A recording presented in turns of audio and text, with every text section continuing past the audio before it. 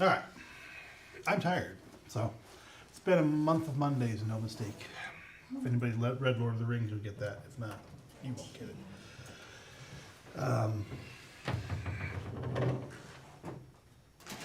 Feel like I haven't seen you guys. Well, I mean, I've seen you, but not in the classroom setting in a little while. Because we didn't get any classes. We come from Endeavor Week. And so, what was the last thing we talked about? Anybody remember? Because I was having trouble remembering for a minute. I think we were on the end of the age. And we talked about some things that'll happen. We talked about the destruction of the temple, the abomination of desolation type of stuff. And that's talking about when Rome invaded and destroyed the temple, destroyed Jerusalem, and all that type of stuff. And then we talked about, excuse me. Oh, what was the other thing we talked about? Well, then we talked about the end of the age. Some things that'll happen at the end of the age. And today we're going to be talking about the second coming. It's all kind of two classes tied together. But turn to Matthew chapter 24. We're going to actually end up in Luke as well a little bit.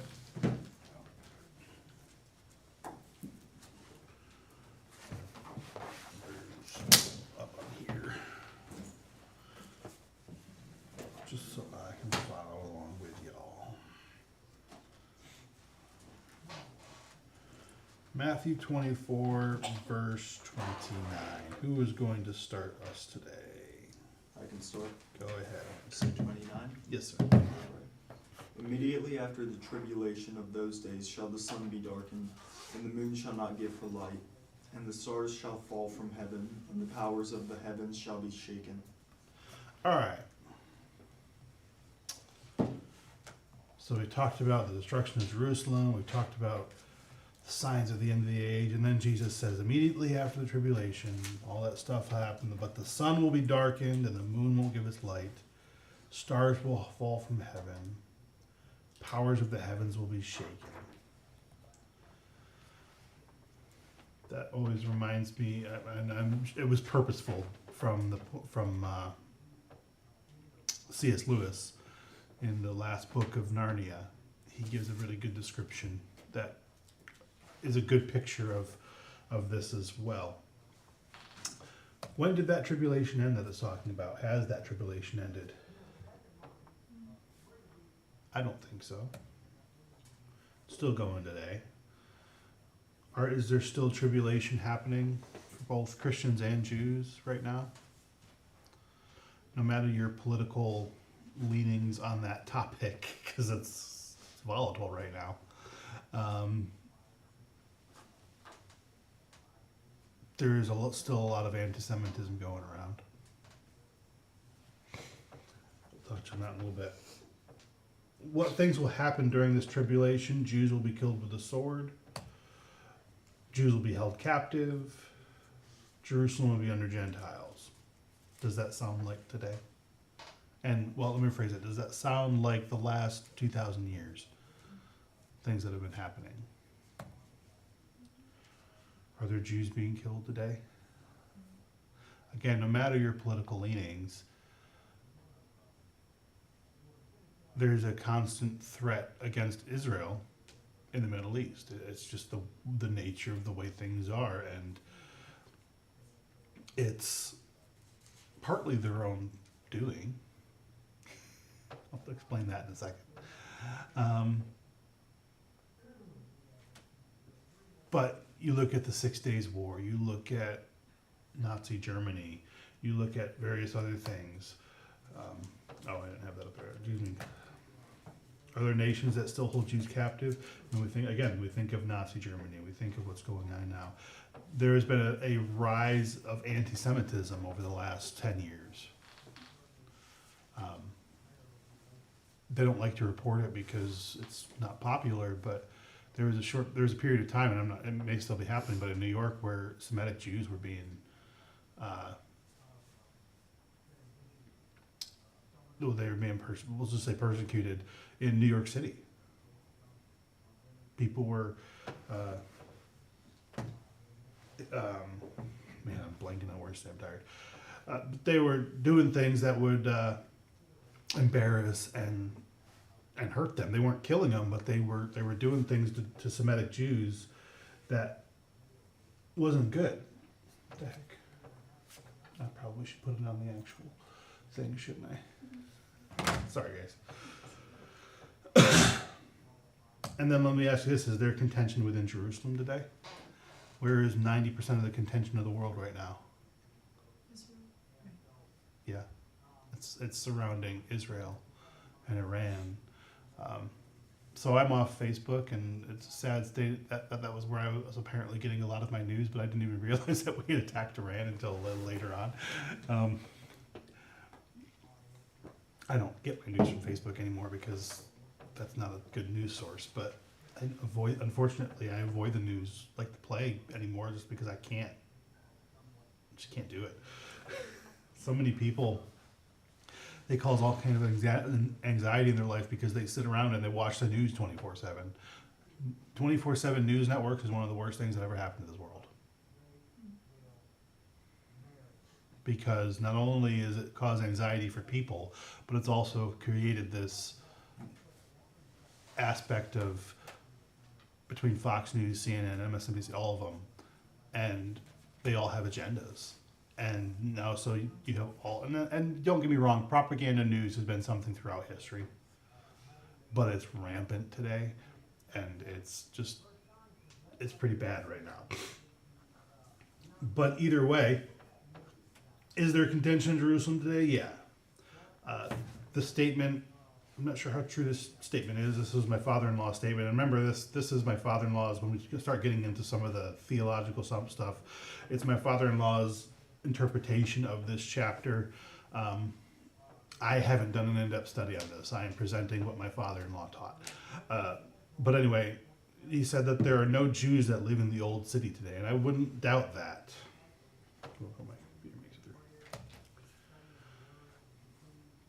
But remember I said the Jews have caused some of this on themselves?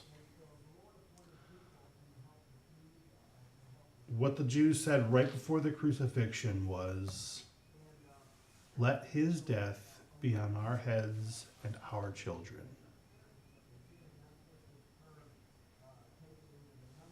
Talking about Jesus. So, there's life and death in the power of the tongue. Who's that? I thought it was Richard. Oh, okay. Well, I thought, does it look like Julian? Oh, it's Julian.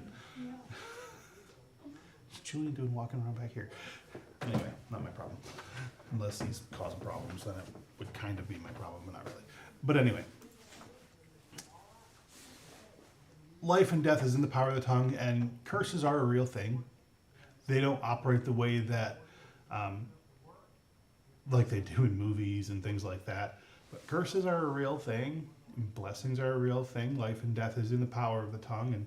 And Israel, when crucifying Jesus, the Pharisees made this statement. And I believe, and you look throughout history, there is going to be a time when Jews come back to God. But right now, they are in a place where they are kind of, their hearts are hardened, is what Paul talks about, until the end of the time of the Gentiles. They've brought this on themselves because they didn't believe. And then coming back to Matthew, all that political talk and all that talk of the world right now, what we look at, this was a change of topic by Jesus. He was just talking about the temple. He was just talking about the abomination of desolation, all those things. And now he changes topic and says immediately after the tribulation, all of these things will take place. So there's still tribulation happening today. And now Jesus is saying, after all that tribulation, this will start coming. All right, read verse 30, David. Then the sign of the Son of Man will appear in heaven, and then all the tribes of the earth will mourn, and they will see the Son of Man coming on the clouds of heaven with power and great glory. Then verse 31, Jocelyn, whenever you're ready. I figured. What verse was it? Matthew 24:31.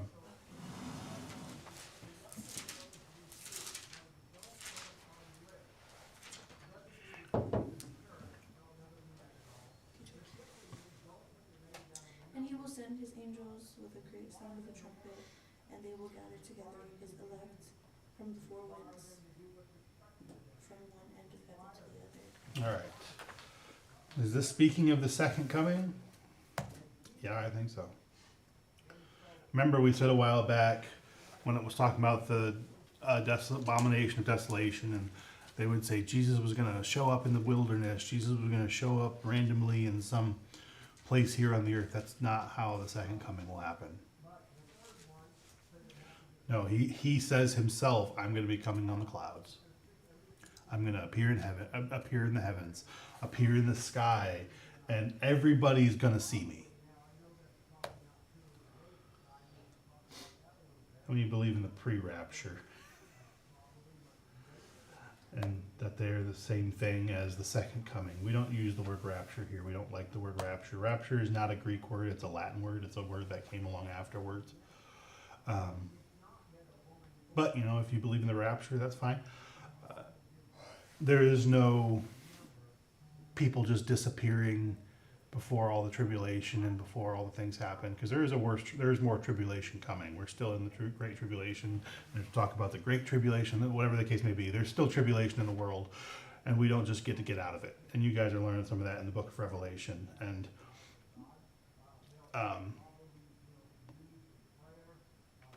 but yeah, so we don't generally believe in the rapture. We don't like to use that word. There is a catching away that is mentioned in Thessalonians. But when Jesus comes back, people are going to see him in the heavens. It's not like it's going to be some secret thing. When Jesus comes back, it's going to be known. It's going to be obvious because they had their opportunity to receive him now by faith. And when he comes back, he's not coming back with the hand of mercy and the hand of grace. He's coming back with the hand of judgment. It's the end of the age. The time is done of being able to receive him. And when we are watching and looking for Jesus to come back, what are we looking for? Are we looking for the darkening of the sun and the moon and the falling of stars, figurative falling of stars? This is what will happen at the very end. So, you know, people are like, they talk about all the blood moons and things like that. Like that's speaking of Jesus coming. No. Again, this is why I like C.S. Lewis's depiction so much of the end times, is that when he does it, it's not some gradual thing. It's something that happens suddenly. The moon's dark, the sun is dark, and the moon is darkened. And all of this stuff is happening, and then Jesus returns, because guess who's going to be given the light all of a sudden? Jesus. All right. Turn to Luke chapter 21. Yeah, where I want to be.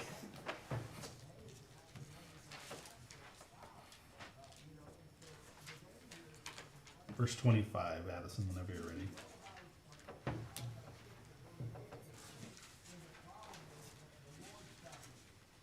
And there shall be signs in the sun and in the moon and in the stars, and upon the earth distress of nations, with perplexity, the sea and the waves roar. Men's hearts failing them for fear, and looking after those things which are coming on the earth, for the powers of heaven shall be shaken. Then they will see the Son of Man coming in a cloud with power and great glory. Now when these things begin to happen, look up and lift your heads, because your redemption is near. Okay. Jesus is going to be visible up in the clouds, and he's going to be visible to all men. And again, things are going to happen fast. This is what I do agree with my father-in-law in this aspect, that when these type of things start happening, the sun darkening, the moon dark, the skies being shaken and Jesus coming, it's going to happen fast. Not saying like minutes, but it's going to be there's going to be things happening very fast. And there is enough time for people to run to the hills it talks about in Revelation 6. So there's going to be some time, but there's going to be a lot of crying. There's going to be a lot of perplexity of nations. People are going to see, and I think, like it talks about in Romans, and that even our conscience testifies of God, they're going to look up and they're going to realize, oh no, they were right. If people will have time for that, then Jesus will not come down immediately, but he's going to be visible. When these things begin to happen, it's going to be a short time frame, I believe, of, I don't know, maybe 30 days. That's not a prophecy. That is not me telling you what's going to happen. That's just me throwing out a number of a short period of time, okay?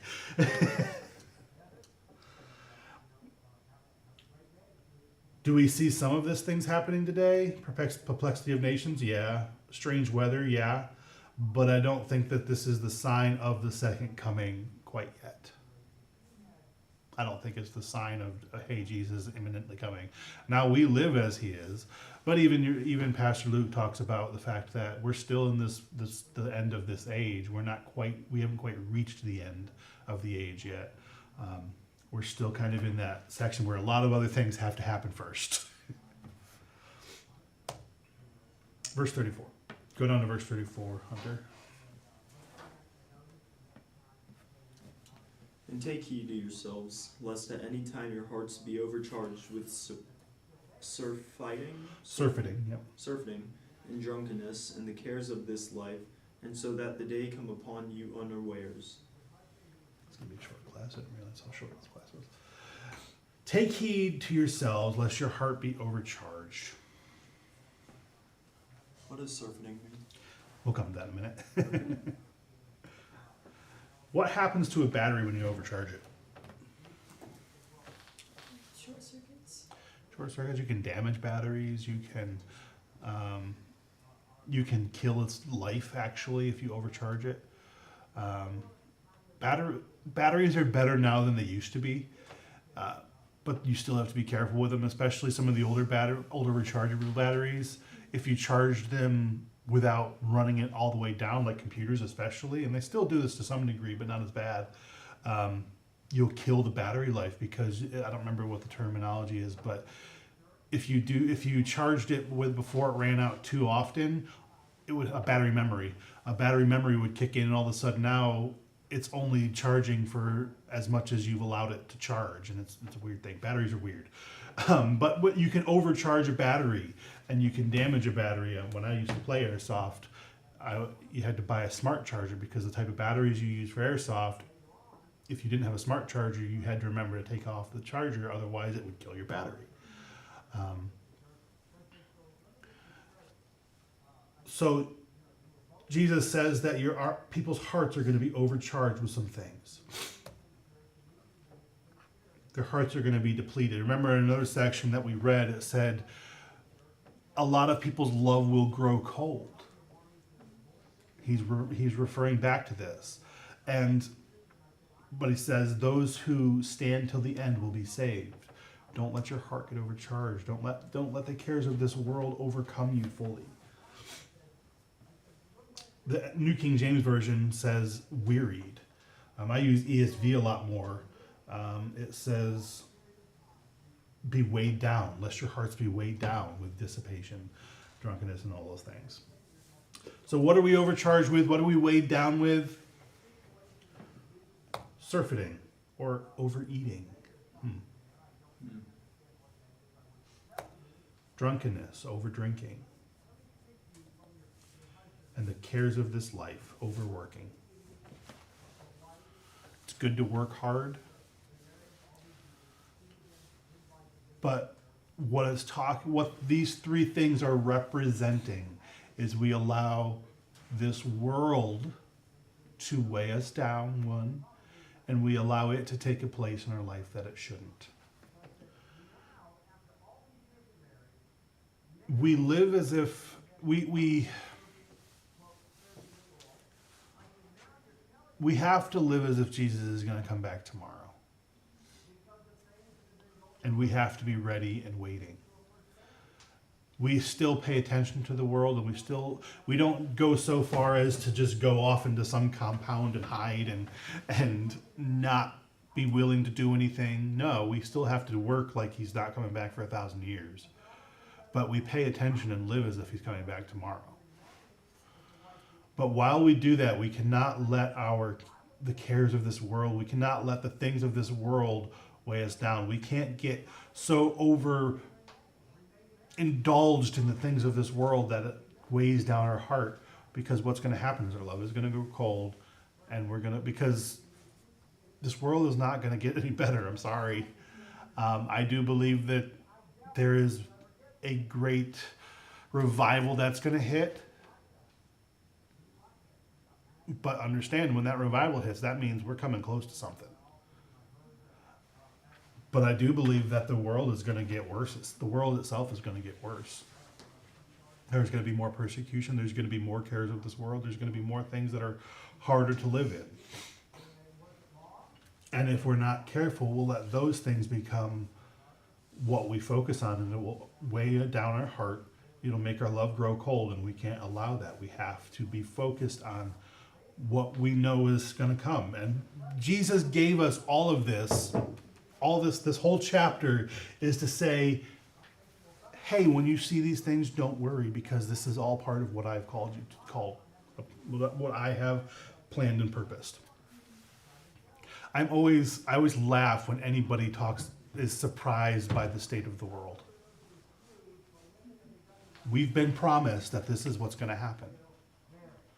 We've been promised wars and rumors of wars. We've been promised perplexity of nations. We've been promised father will turn against son, son will turn against father, mother and daughter will turn against each other. We've been promised these things by Jesus. Don't be surprised.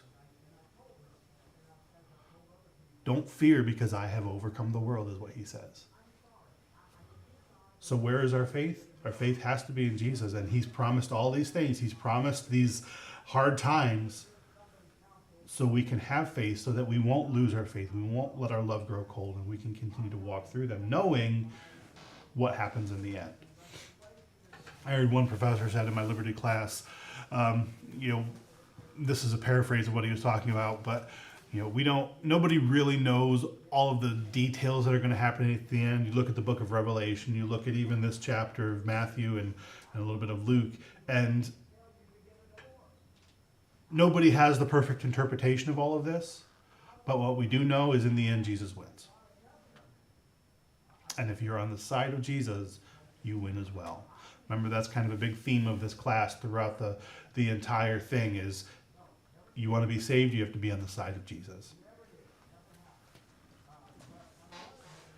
Verse 35, David. Luke 21. Yes, Luke 21:35. For it will come as a snare on all those who dwell on the face of the whole earth. In verse 36. Be always on the watch, and pray that you may be able to escape all that is about to happen, and that you may be able to stand before the Son of Man. Continue to 37. No, we're not. Well, we don't have to worry about 37. That's just a narration that goes on. It's just changing the topic of the thing. All right. How will the coming of Jesus be to those who are overcharged? It'll be a snare. What's a snare? We talked about it a little while back. Trap. The cares of this world are a trap to those who would allow it to be. So we can't allow these things to be to weigh us down, because it becomes a trap for us. Jesus is coming to everyone on the earth. When he comes, remember I said it's not going to be in secret. It's not going to be hidden. And either we're ready or we're not. My mom has a message that she preaches called "Stay Awake and Guard Your Clothes," talking about this topic. And we have to be ready. We have to be prepared. We have to be, like I said, we live like as if Jesus is coming tomorrow, and we work as if he's coming back in 1,000 years. We do continue to work. We continue to do what he's called us to do. But we expect him to come back. And then it talks about an escape. What are we escaping? Those things that we talked about.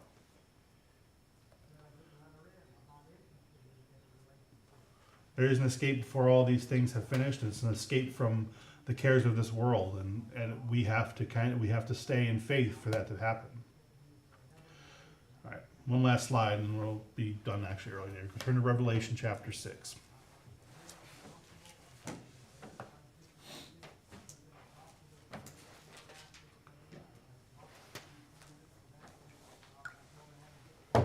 You guys probably already read this in Pastor Luke's class. Yeah. Verse 12, Addison, whenever you're ready. And I beheld when he had opened the sixth seal, and lo, there was a great earthquake, and the sun became black as sackcloth of hair, and the moon became as blood.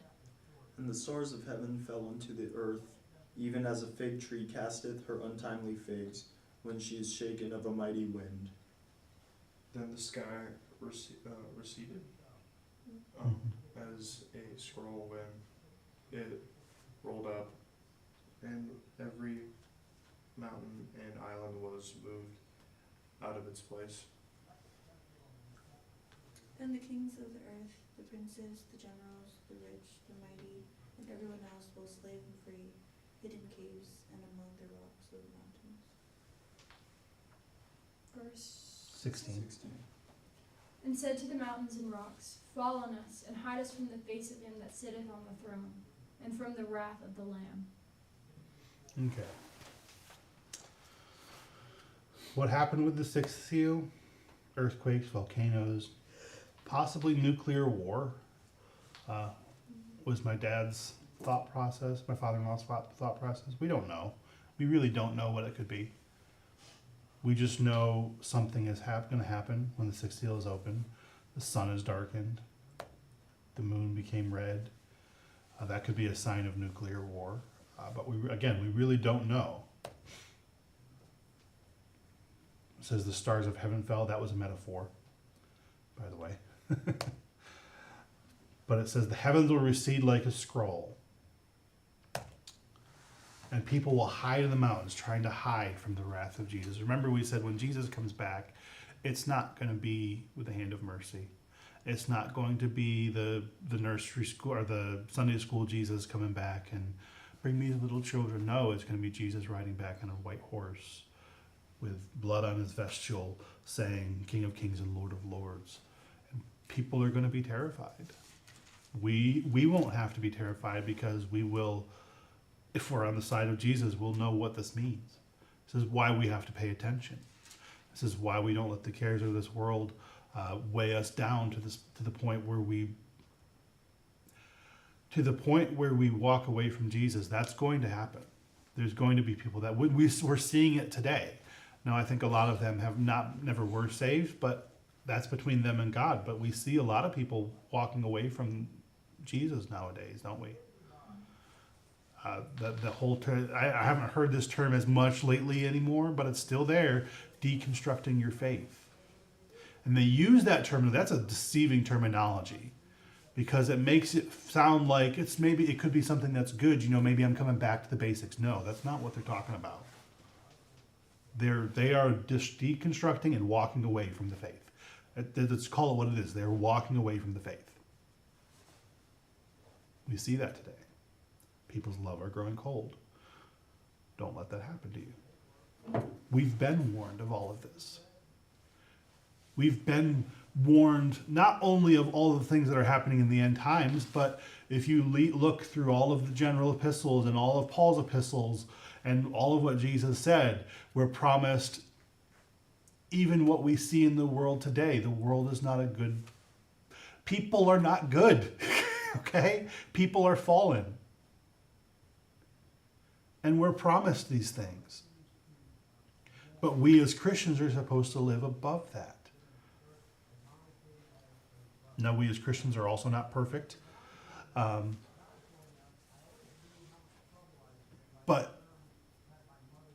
don't let your heart grow cold. Don't be weighed down by the cares of this world. Obviously, there are things we have to do in the world. There are things that we have to have jobs. We have to make money.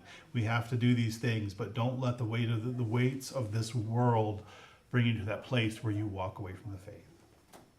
Because there is a second coming. Jesus is going to return, and either we're ready or we're not.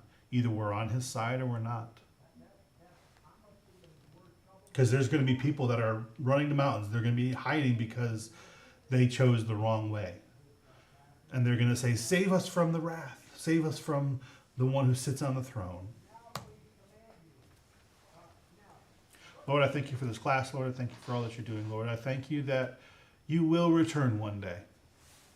And I pray that you strengthen each and every one of us in this room, Lord, to walk according to your wills and your purposes, Lord. Help us to pay attention and stay awake, Lord. To be sober-minded, Lord Jesus, in these last days, Lord. Help us to walk according to what you have called us to, Lord. Even remind us of the things that you have promised in your word that will be, Lord, so that we will not be overcharged or weighed down by all of these things that we see. And I pray that you would just strengthen us, Lord. Give us a resolve to walk according to what you called us to in Jesus' name. Amen.